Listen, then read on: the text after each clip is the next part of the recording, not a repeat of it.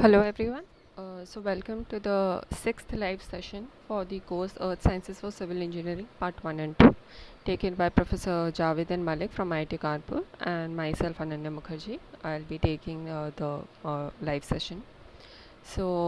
Am I audible? Just please someone put on the chat box.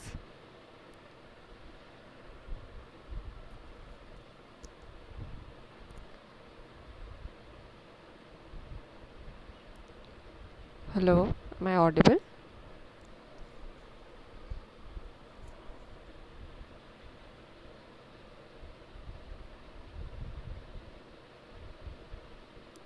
Uh, I am guessing that I'm audible probably. Can someone just write it?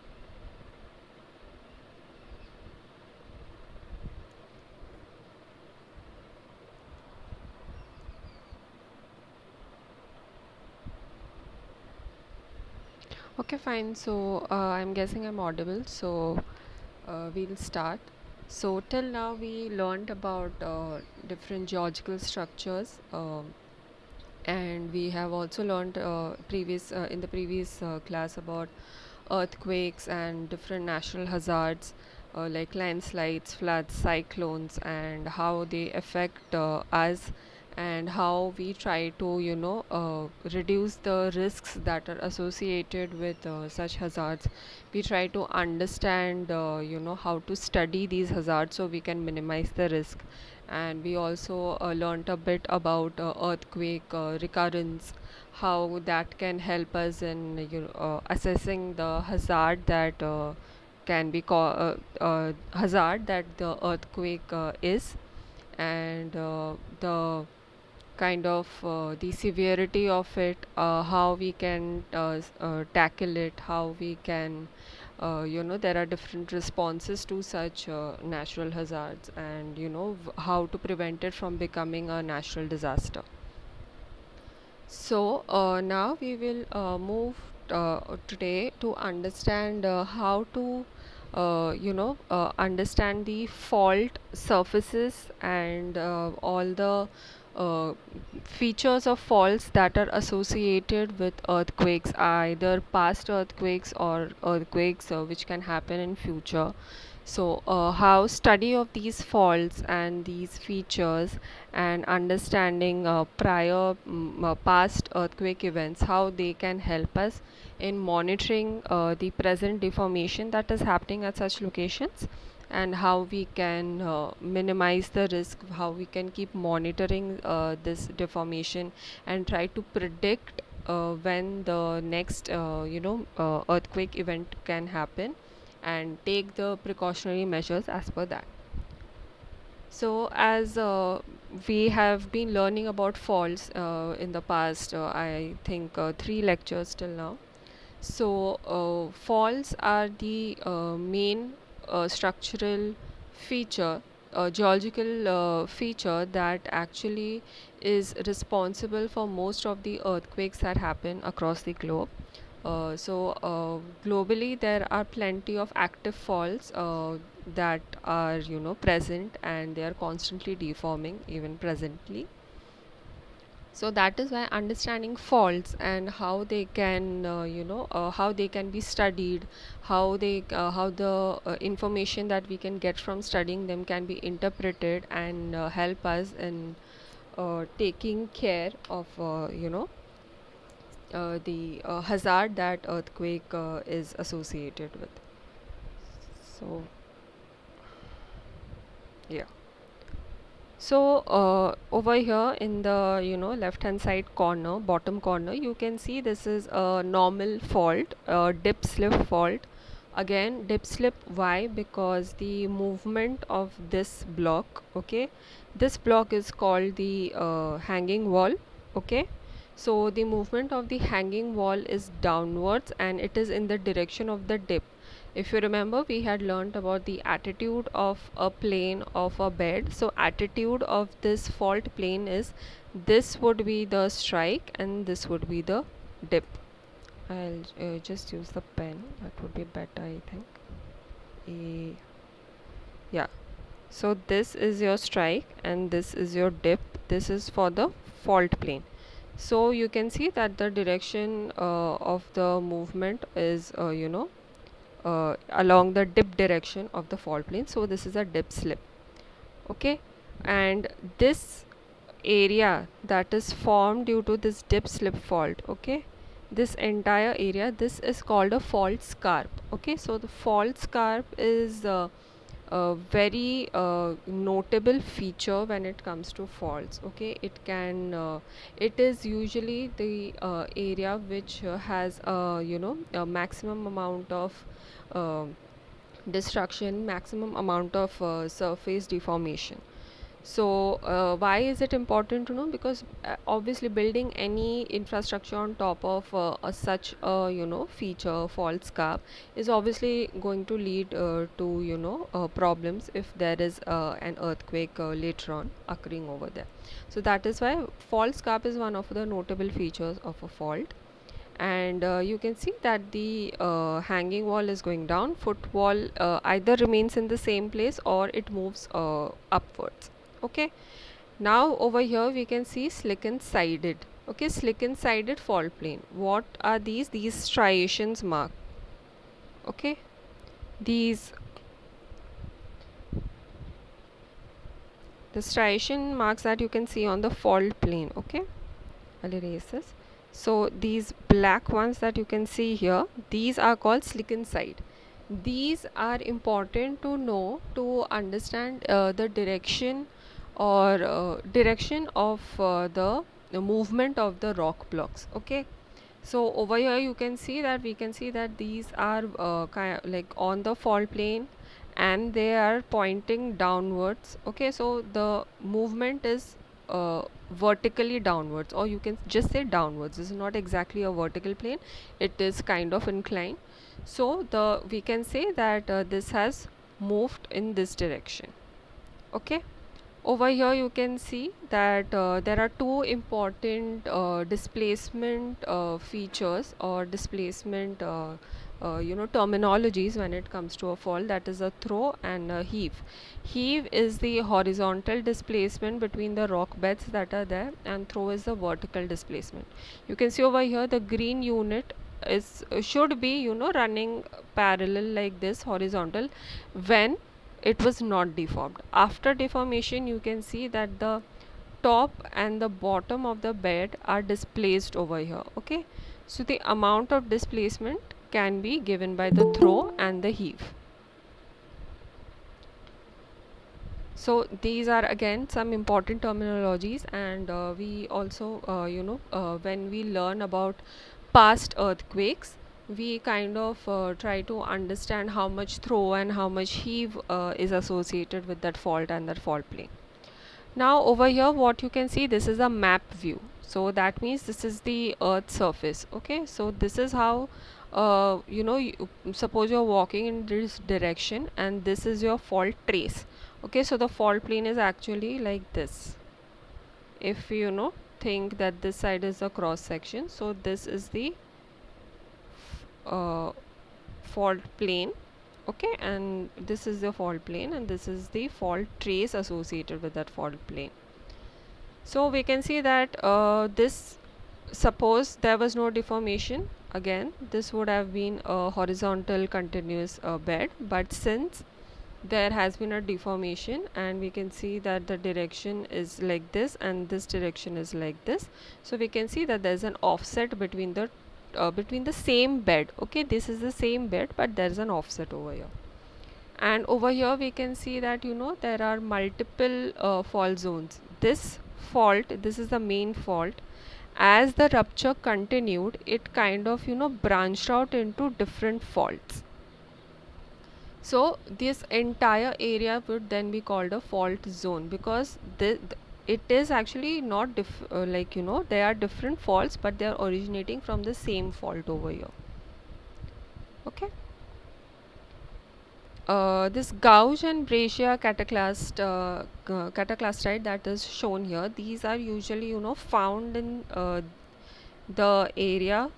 Okay, suppose you continue with the fault plane. Okay, so this material is found between the uh, between the surfaces of the rocks, okay, where the fault plane is existing. Over here you can see that suppose this is your fault plane on top and of the footwall, okay, this is a footwall and this is the hanging wall, and between the two this surface is will be comprising of gouge and breccia cataclastite. So not always the suppose if you're talking a deeper fault, like the fault is existing much below the earth surface, say about your 10 kilometers, okay, so not always the the surface rupture or the surface trace of the fault will be seen on top of the earth surface on the ground, okay. So suppose this is your earth surface and your fault is somewhere here, okay, this is your fault, this is where the fault is, but the rupture over here is not that severe that it will travel on top to the surface.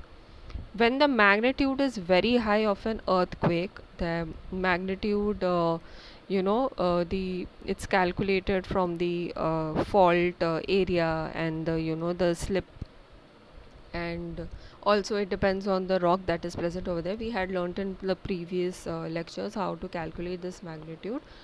So depending on that, if it was a major earthquake with a higher magnitude, okay, more than 7 magnitude, so the rupture will reach the surface.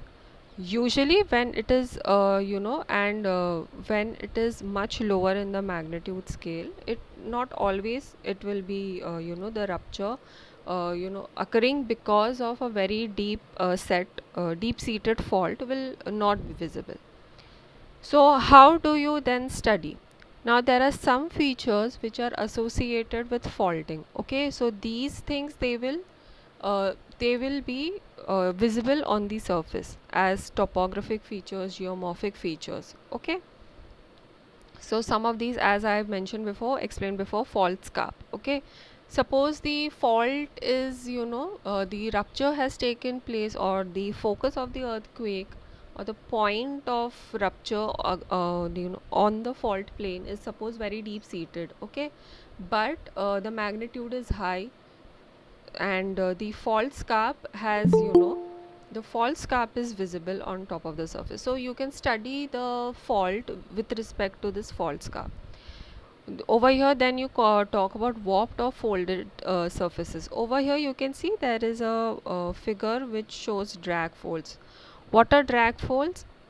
Not always you will see a very clean break like over here or over on this diagram. This is a very clean break between the beds, okay, not always, that is not always present. So what happens is, due to the movement along the fault plane, the rocks are generally sheared, okay, they shear and then they drag, okay, so these are called drag folds. And later on we'll see in one of the pictures where the fault scarp also that is formed is also folded in nature and not a clean plain surface as it's being shown over here in the diagram.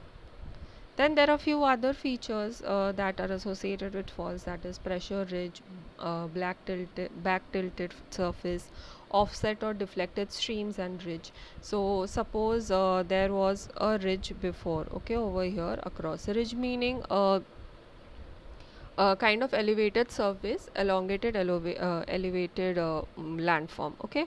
So suppose this was your ridge, okay, after the deformation you will see that part of the ridge remains in the same orientation as it was before, but you will see part of it has probably deformed in this direction.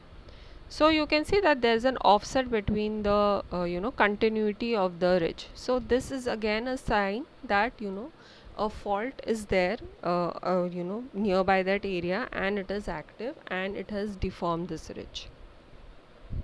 Now these are another, this is a refreshing refreshing your basics about faults and the types of faults.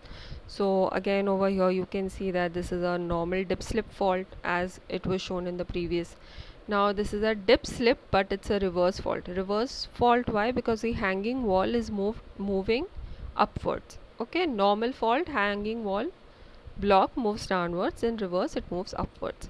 Now you can have low angle normal dip slip also. Okay, and then the low angle reverse faults are called thrust faults. Why thrust faults are important? Because most of the active faults that usually is associated with earthquakes and big geological features, they are associated with thrust faults. Okay, when we talk about the subduction zones or the collisions that happen between tectonic plates and continents, like Eurasia and the Indian plate, so they are associated with thrust faults. So it's a very important type of faults that we need to know.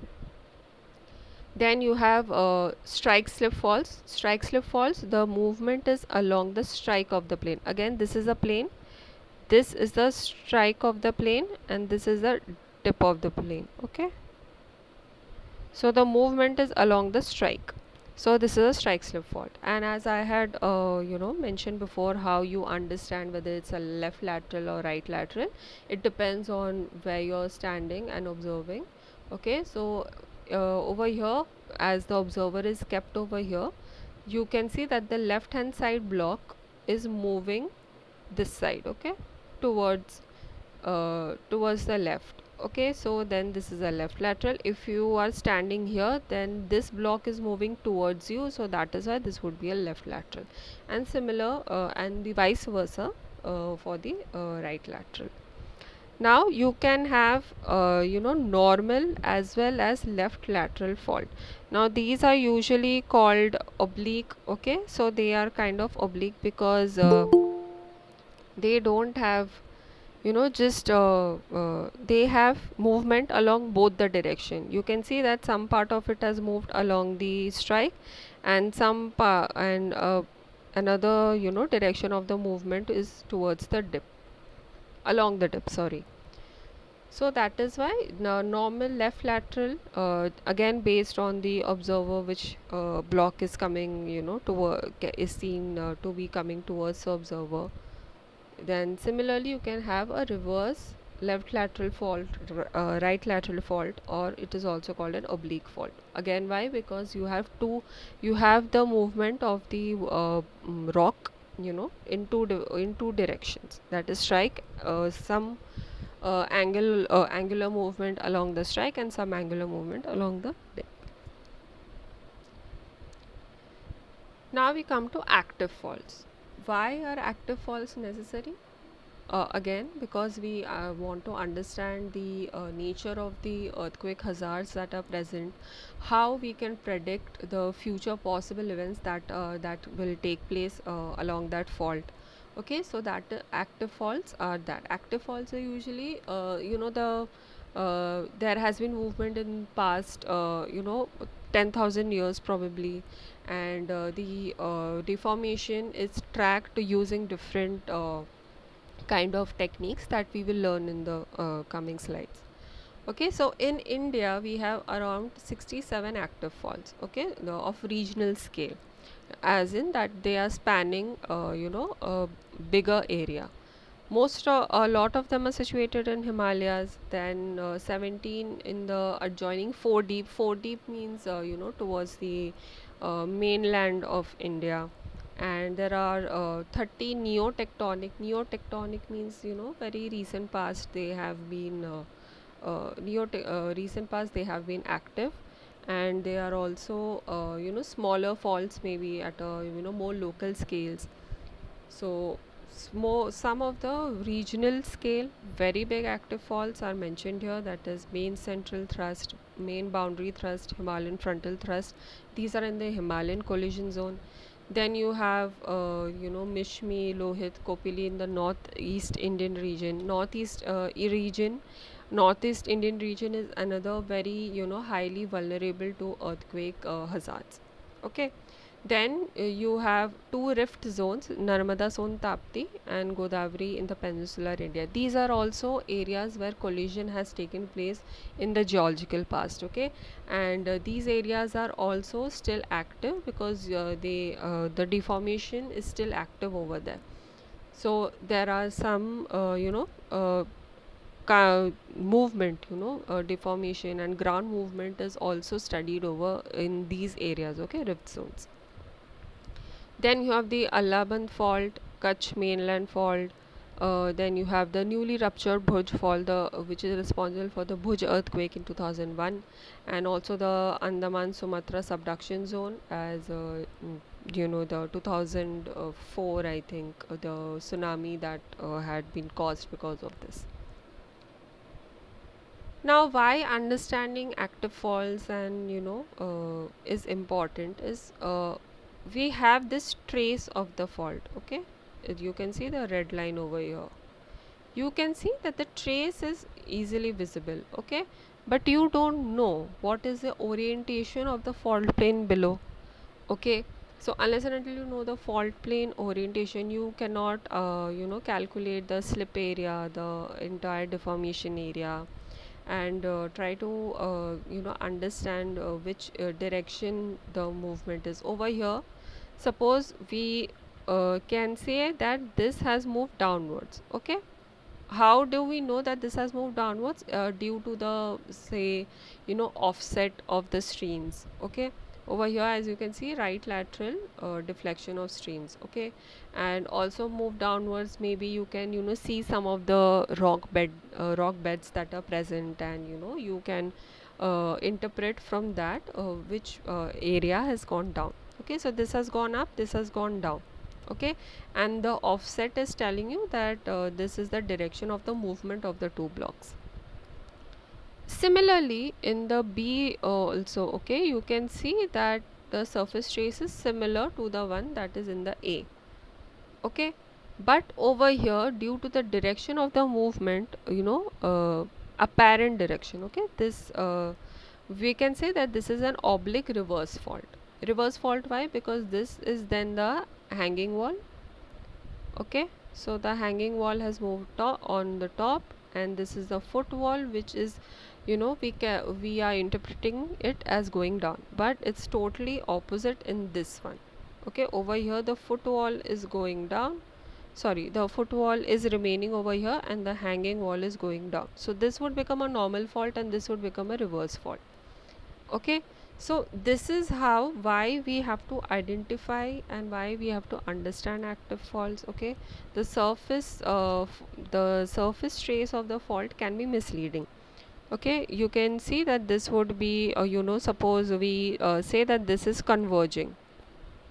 Okay, because of the reverse fault, we say that the this is the direction of the stresses and it is converging towards each other. But if we are considering it as a normal fault, we will then see that the stresses are acting in the opposite direction.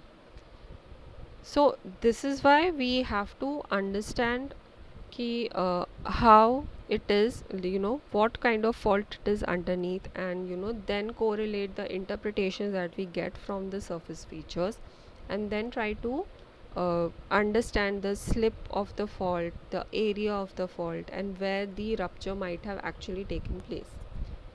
Okay, now we come to a few of the active faults in Himalayan region. So over here you can see, okay, so this is the main fault. Okay, that is the MHT. Okay, the main Himalayan thrust, or it is also called the Himalayan detachment thrust. Okay, and this main fault is giving rise to other thrust faults. Okay, this is also a thrust. Why thrust? Because over here you can see the direction of the Indian basement or the Indian plate is towards this side. Okay, but the Tibetan the Tibetan portion of the Eurasian plate is moving this side.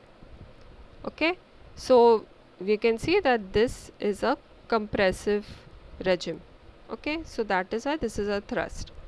So this is the main fault along which the two rock blocks are moving. So okay, now because of this fault, okay, many more thrust faults have generated over here.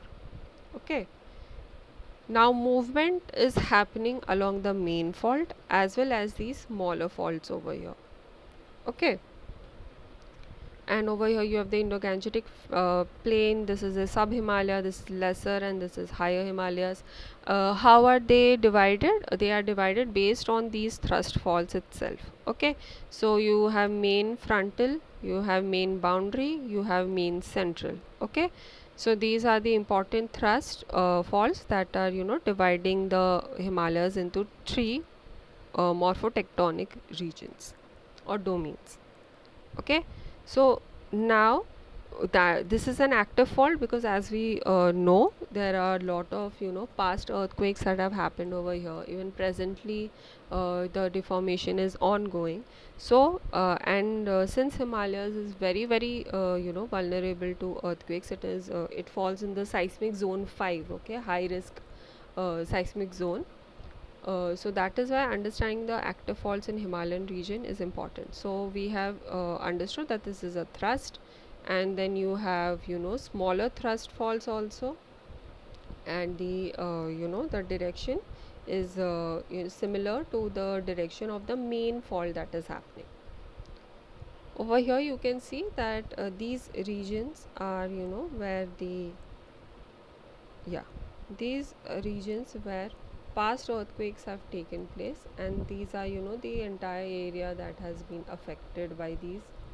Okay, so you can see that this being the the major fault, okay, that is dividing the Indo-Gangetic plains from the Himalayas. This MFT, which is a continuation of this detachment of the MHT thrust fault.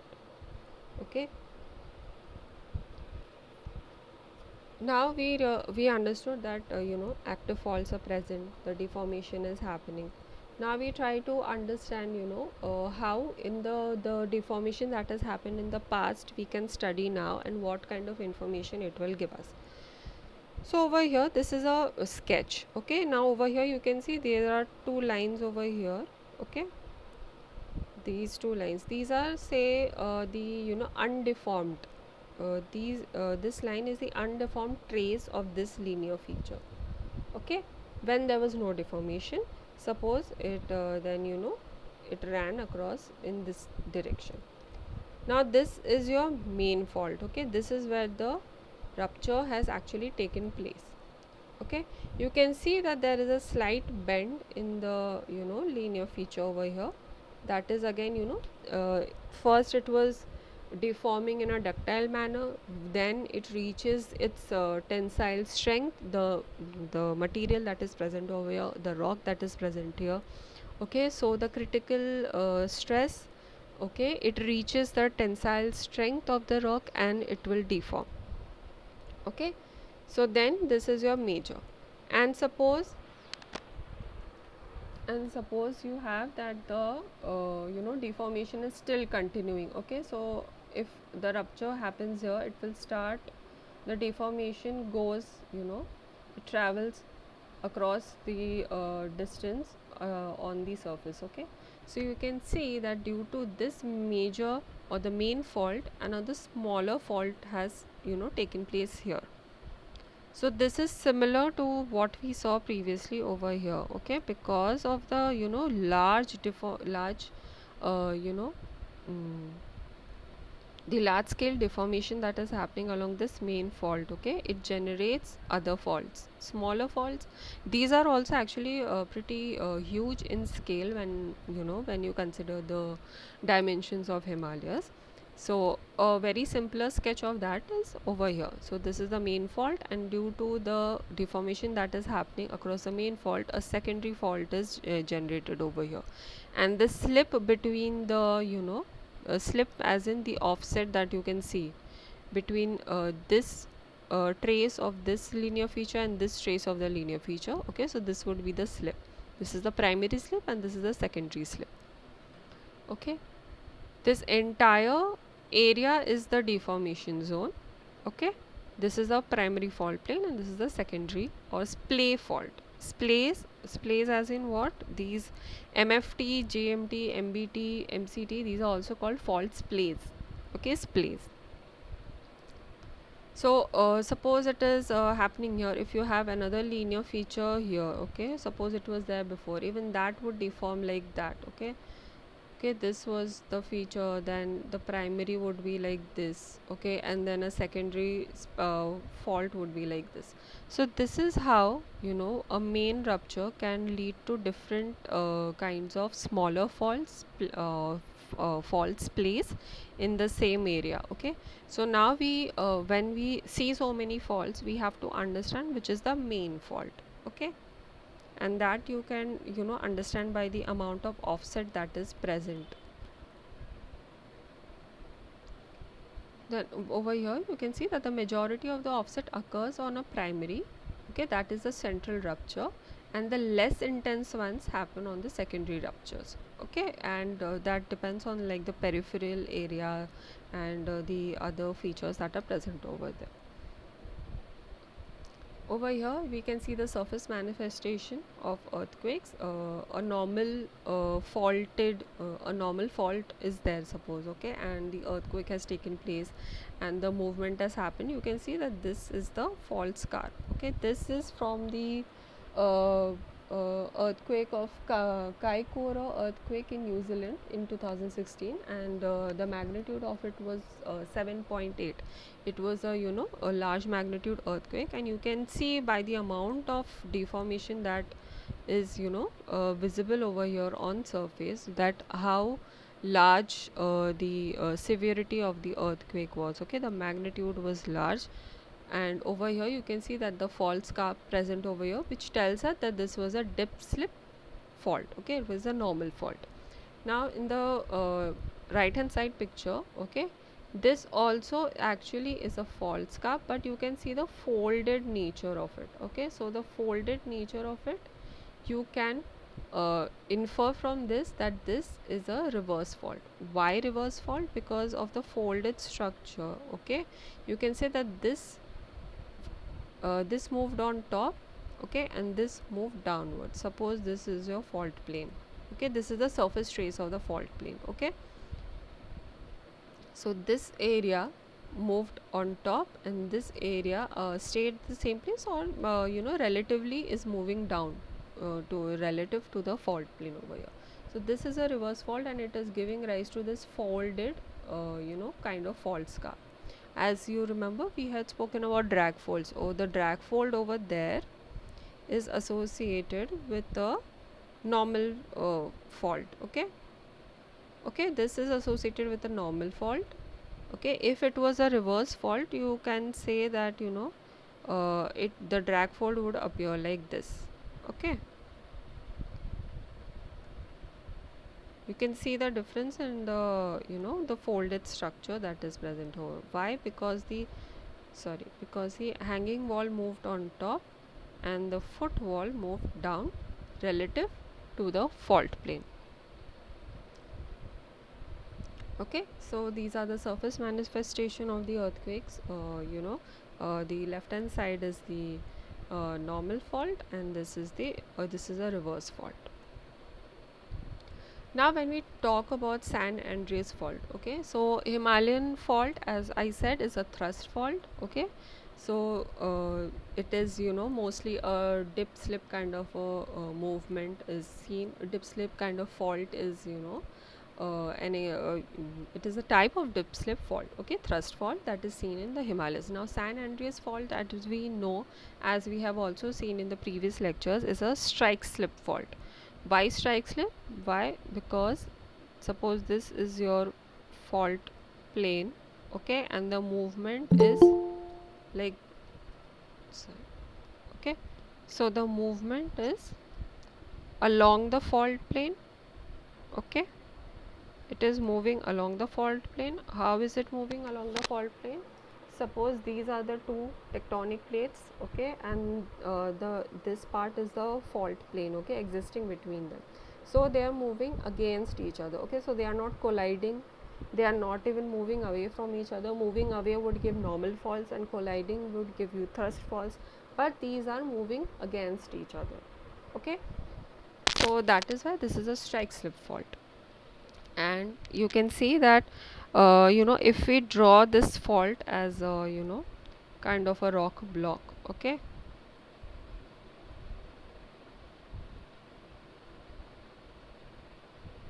okay, you can see that this part is going that moving that side, like moving away from me as an observer.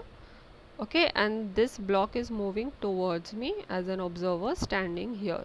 Okay, so that is why this is a right handed or right lateral strike slip fault. Okay, so San Andreas fault is a right lateral strike slip fault. Okay, so over here, as you can see, that it is a boundary between the Pacific plate and the North American plate. Okay, and these strike slip faults are also called transform faults, and they form the transform boundary.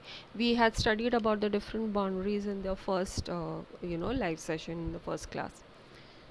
Okay, so over here, what happens along the strike slip fault is, suppose there is no movement across this plate. Okay, there is no visible movement across the plate, okay, for many years. But since the plates like the Pacific plate and the North American plate are always in motion, okay, their relative motion is very small per year. Okay, but they are moving past each other. Okay, so for a long time they are locked with each other and they are not having a very visible rupture or deformation. So the strain is built up between the two plates. Okay, and when it reaches a certain point, the strain is released in the form of a rupture, a surface rupture over there, which causes the earthquake. And again, as we are trying to understand how to study active faults, how to understand whether that active fault is present there or not, is when you study some of the features that are associated with that fault. Okay, so over here this is a 3D sketch of San Andreas fault active breaks. Over here you can see that some of the features of a strike slip fault is, suppose you have a stream, okay, flowing here. Okay, originally suppose it was flowing this side, it was flowing like this. Okay, but now after the rupture it has moved.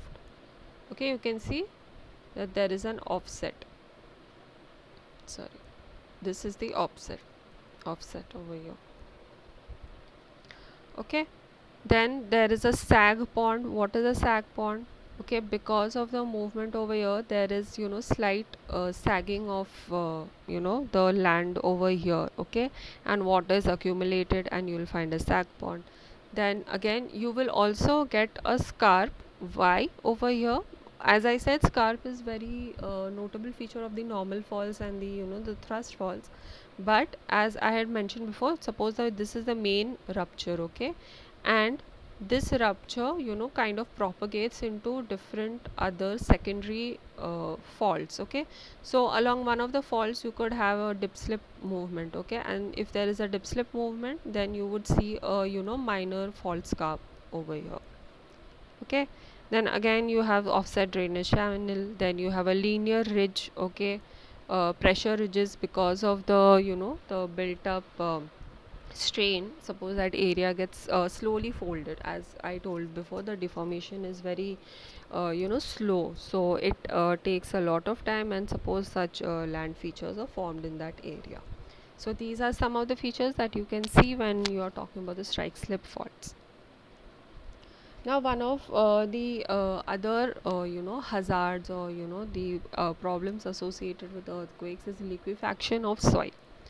Now, liquefaction of soil is generally, it is useful when we are trying to understand blind faults. Okay, so suppose there is a fault which is occurring here.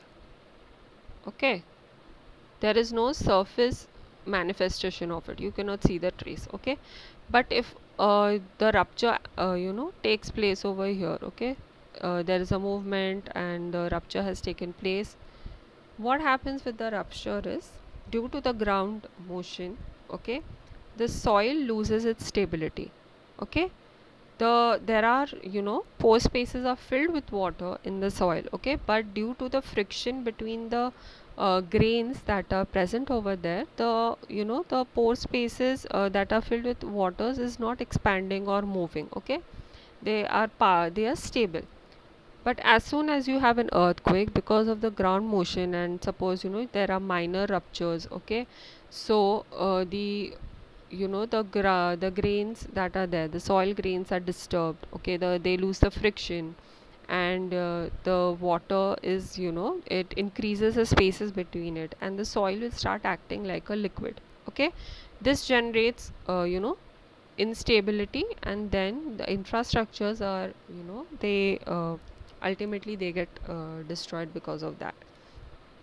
Over here, as it's mentioned, shaking and tilting causes some structures to fail. Why? Because liquefied soil becomes unstable. Okay, over here you can see that, suppose the you know because of the main rupture, there are minor ruptures that are, present within the earth surface or on top of the earth surface, and suppose they interact with the water table, the groundwater level that is present over there. Okay, so that also, helps in the water to, flow through the ruptures and kind of disturb the soil that is present below the infrastructures.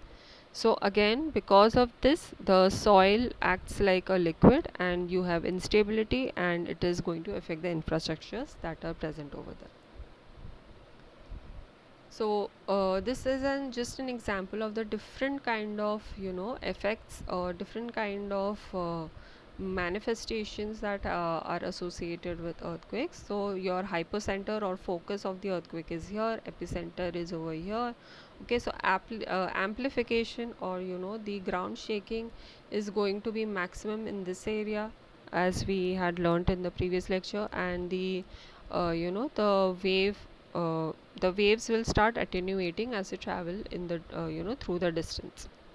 But over here, as you can see, due to this earthquake, okay, you can see a surface rupture that has taken place over here. Okay, so the rupture has propagated till here. Okay, so maybe after this, the rupture, it was not that big, it was not that severe that it could travel, farther distances, but the ground motion is still traveling. Okay, so due to the ground motion over here, you see sediments. Okay, sediments, it can be soil, it can be, loose sediments also. So loose sediments actually amplify the ground motion.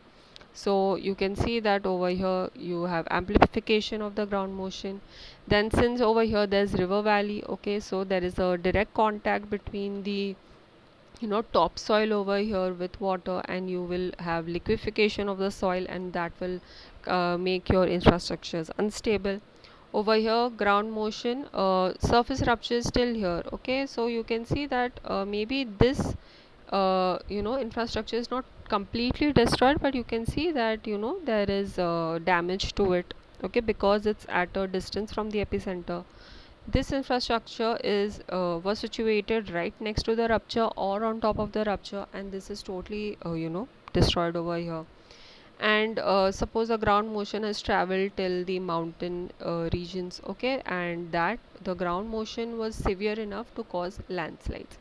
So these are the effects that are associated with earthquakes, and it's important to know, these different effects that can happen, and try to minimize the damages that can happen because of these. So that is why we need to understand active faults, we need to study active faults, we have to see how much of the area is damaged. For this, we try to learn about the past earthquake events that have happened. We try to map out the faults, and we try to understand the we try to predict how and when the next earthquake event can happen. Okay, and how severe can it be, and what kind of damage it can cause. Okay, so these are all used to predict the earthquakes and kind of reduce the risk. So this is a flowchart of how active fault can help us in earthquake monitoring and kind of predicting the recurrence of an earthquake, and also kind of understand the seismic hazard assessment related with it. Okay, so over here, as you can see, the active fault. Okay, we have to understand the elapsed time between the past event and the predicted or the probable future event. Okay, so then you have we have knowledge about when the last event had occurred. Okay, and sometimes we have the knowledge about the past two, like more than two past events. Okay, suppose there are no historical documentation of some of the earthquakes that have happened, so that would be unknown. Suppose there is only only one of the earthquakes were severe enough for us to pay attention to that area. So then we calculate the average recurrence interval and kind of understand the deviation between the paleo earthquake events interval. So suppose you have information about the interval time between say four earthquakes. Okay, so understanding the intervals between these four earthquakes. Okay, we try to predict, okay, if there were more earthquakes previously, even they would have happened in such intervals, and then we, using all that, we will predict the future earthquake that could happen. So then finally what we make is the earthquake rupture probability, which will suppose you have 30, 50, 100 years. Okay, so these are kind of categories of the earthquake probability. Now we come to earthquake monitoring. Okay, so earthquake monitoring is required, as I said before, to predict and forecast and risk the earthquake hazard, and also plan civil engineering projects related to such vulnerable areas. So how there are different techniques which help us in understanding earthquake prone areas. First you have the aerial photographs, that is satellite imagery. Okay, satellite imagery, you use them to understand the surface traces of the faults. You try to understand the offset from it. Okay, suppose it's in a larger scale, you cannot go on field every time and trace the entire thing. Okay, so aerial photographs become very important and very convenient for us to understand this. So you can have detailed topographic data sets, you can have digital elevation models prepared, you can club these with different kinds of topography maps, seismic zone maps, and then you can get a better picture of that area and how it's affected by earthquakes. Then you have the most commonly used nowadays, that is GPS. Okay, so it will measure the size of an earthquake by examining the final amount a station has moved. Suppose you have three stations. Okay, so you have three GPS stations and you keep monitoring the the location of these stations. So suppose even there is a minor deformation, the location could be affected by that. Okay, any kind of deformation that is affecting the location of the GPS system or the station that is present, that it will give you an idea about the deformation happening in that area. Okay, so as I had said, it will be done by examining the total distance that a station has moved during an earthquake by comparing its position prior to the event that has taken place. So aerial photographs and GPS stations, these are some ways how we can monitor before and after of an earthquake, of past earthquakes, or during right now, you also every day they are being monitored. Now there are some other techniques that are used. One of them is geophysical exploration methods. So these are mostly the non-destructive nature techniques, like seismic.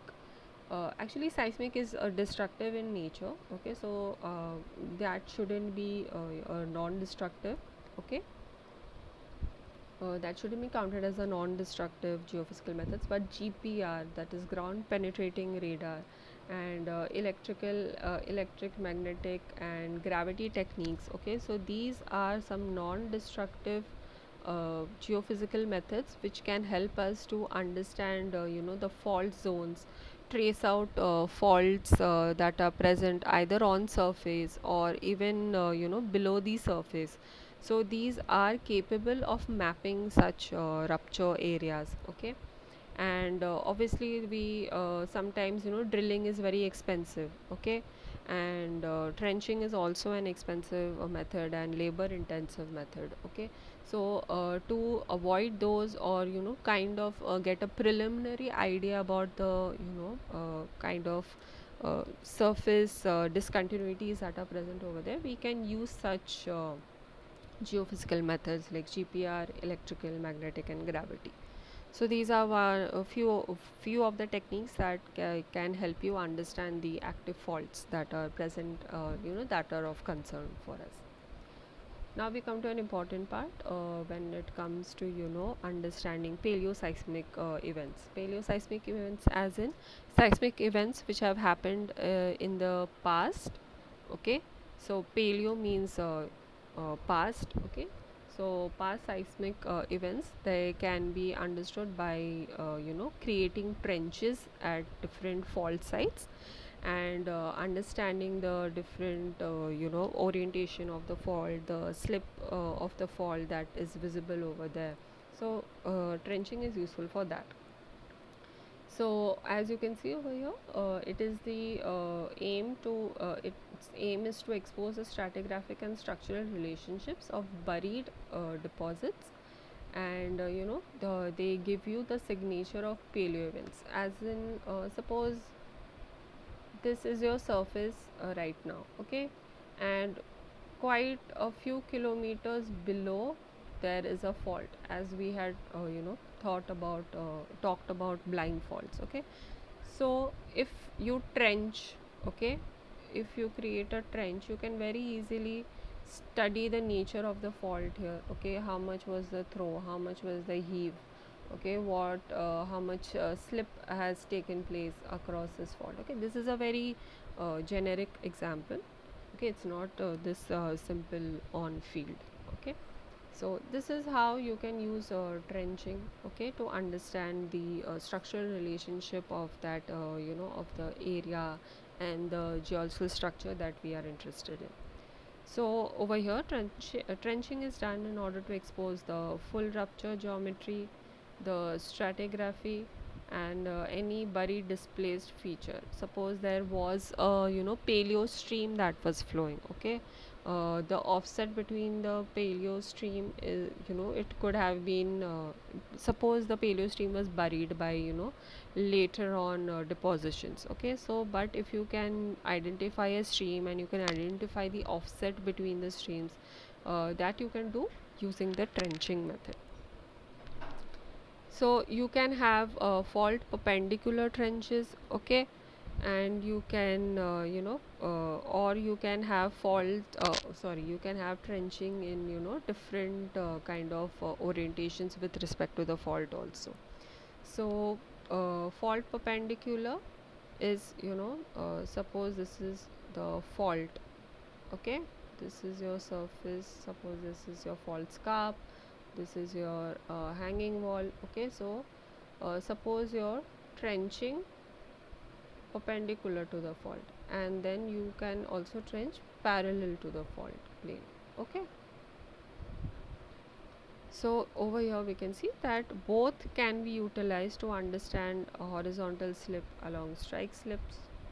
Okay, while fault perpendicular trenches are actually most commonly used, and it can especially narrow fault zones. Okay, suppose the fault zone is not that large, or it is not appearing at a broader scale, then fault perpendicular trenches can be helpful in understanding the the slip and the other features associated with the faults.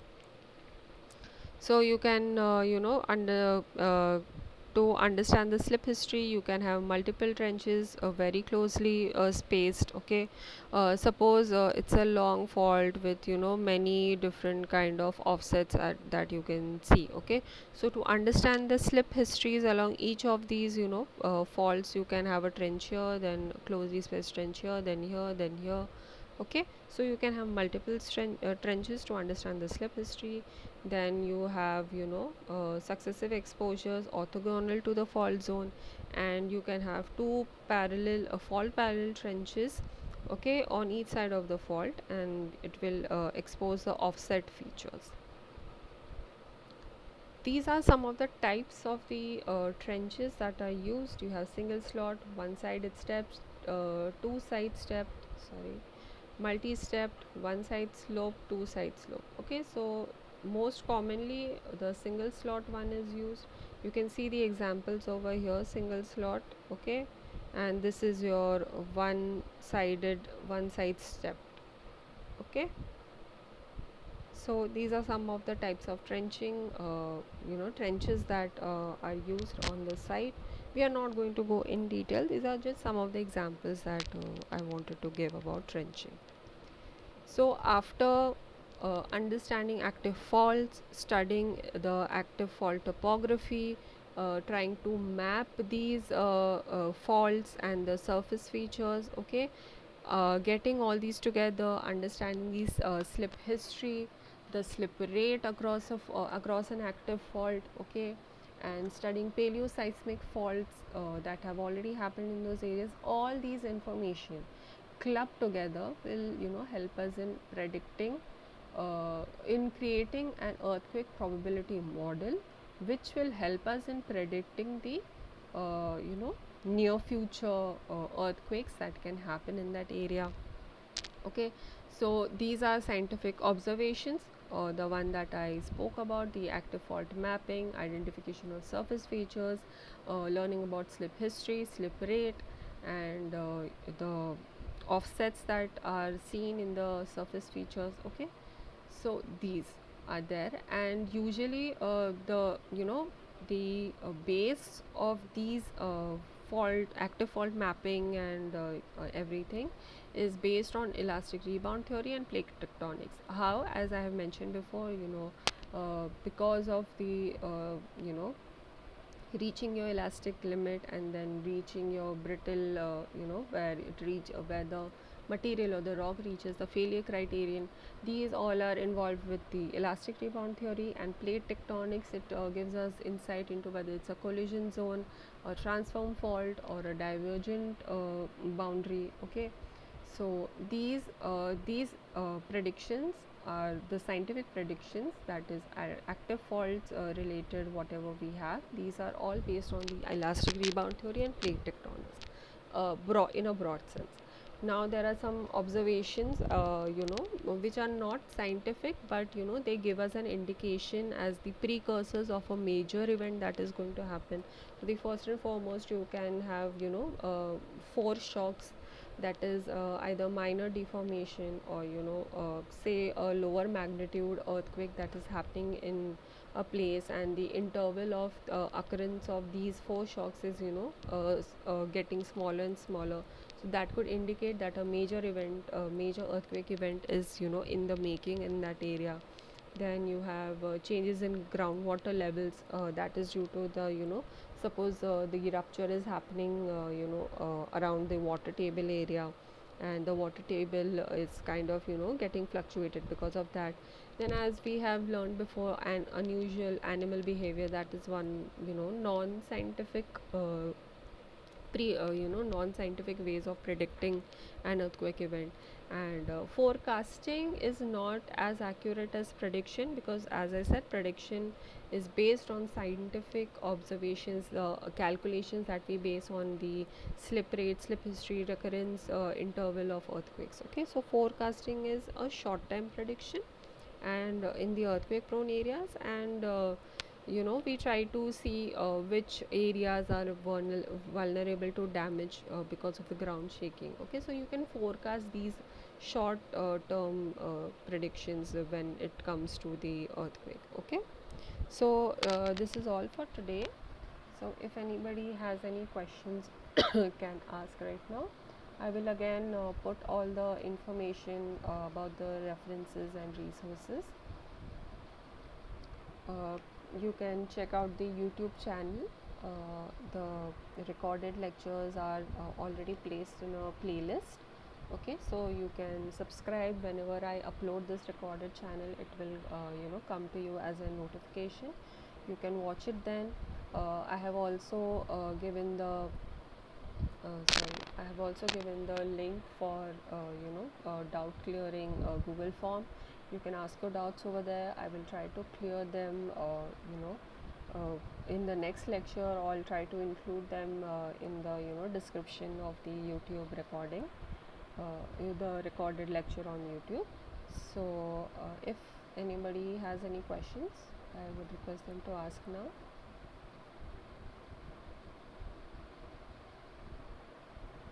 Okay, so if nobody has any questions, I'll end the session here today.